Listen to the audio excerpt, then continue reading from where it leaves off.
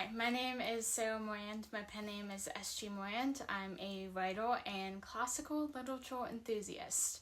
I've embarked on a journey to read through the Harvard Classics collection, all 51 volumes or so. This is a extended collection. Some stuff was added on a little later, hence the extra volume of it. And as I'm reading it, currently I am on volume 1. I just finished the autobiography of Benjamin Franklin, and that was the last video I made. And I also read the Journals of John Woolman. John Woolman was a name I had never heard of before picking up volume 1 of the Harvard Classics collection. I realize now that a lack of knowledge of who he was and what he strove for in his lifetime is something that was seriously lacking from my education. John Woolman is largely overlooked in history, but the role he played and the impact he had on abolition are important to understand for multiple reasons. Number 1 is that John Woolman was one of the first American abolitionists.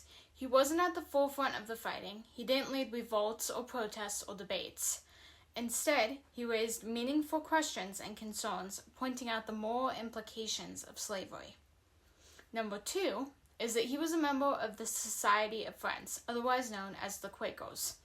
The pacifist religious sect had many rules and statutes, including a refusal to engage in combat and an emphasis on the sanctity of life. However, it wasn't uncommon for Quakers to not only own slaves, but also sell them as property. Woolman witnessed this firsthand when his employer forced him to sign papers aiding in the sale of a slave. He wrote, "My employer desired me to write a bill of sale. The thing was sudden, and though I felt uneasy at the thoughts of writing an instrument of slavery for one of my fellow creatures, through weakness I gave way and wrote it." Woolman continued to say, "I was so afflicted in my mind that I said before my master and the friend that I considered slave-keeping to be a practice inconsistent with the Christian religion." It was one of the things that first made Woolman really reconsider slavery and see the evil behind it. Number 3 is his strong belief in the value of life began at a young age and continued throughout his life. At a young age, John had what he called a remarkable circumstance where he stumbled upon a robin sitting on her nest full of chicks. John threw stones at her, and one striking her, she fell down dead. At first, John was pleased, but then he was seized with horror and guilt. He wrote, "I beheld her lying dead and thought, those young ones for which she was so careful must now perish for want of their dam to nourish them." John realized his mistake, came to make a painful decision. He climbed up the tree and killed the birds, supposing that better than to leave them to pine away and die miserably. He wrote, "In this case, I believed that scriptural proverb was fulfilled, the tender mercies of the wicked are cruel." Woolman believed that God used illness and troubles to instruct and discipline. When John was a young man, he found himself in bad company and became estranged from heavenly things. He wrote, "It pleased God to visit me with sickness." He struggled with his faith many times, but he also wrote in his journals, "In times of sorrow and abasement, these instructions were sealed upon me, and I felt the power of Christ prevail over selfish desire, so that I was preserved in a good degree of steadiness." John Woolman liked to visit people on their own terms.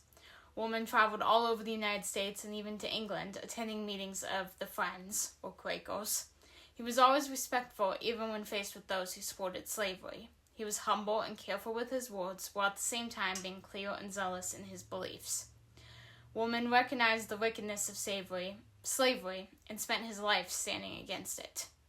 One of my favorite quotes from the book is, "It appeared to me that through the prevailing of the spirit of the world, the minds of many were brought to an inward desolation, and instead of the spirit of meekness, gentleness, and heavenly wisdom, which are the necessary companions of the true sheep of Christ, a spirit of fierceness and the love of dominion too generally prevailed. From small beginnings in error, great buildings by degrees are raised."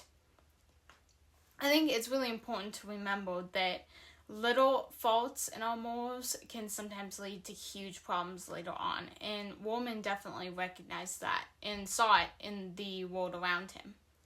This book should be an essential read for everyone. Woolman's life and legacy should not be forgotten. I gave this book 4 out of 5 stars, and I consider it a must-read. If you enjoyed this video, make sure to like and subscribe. Leave a comment below whether you've read this book or not, and if you've heard of John Woolman. I'll see you in the next video.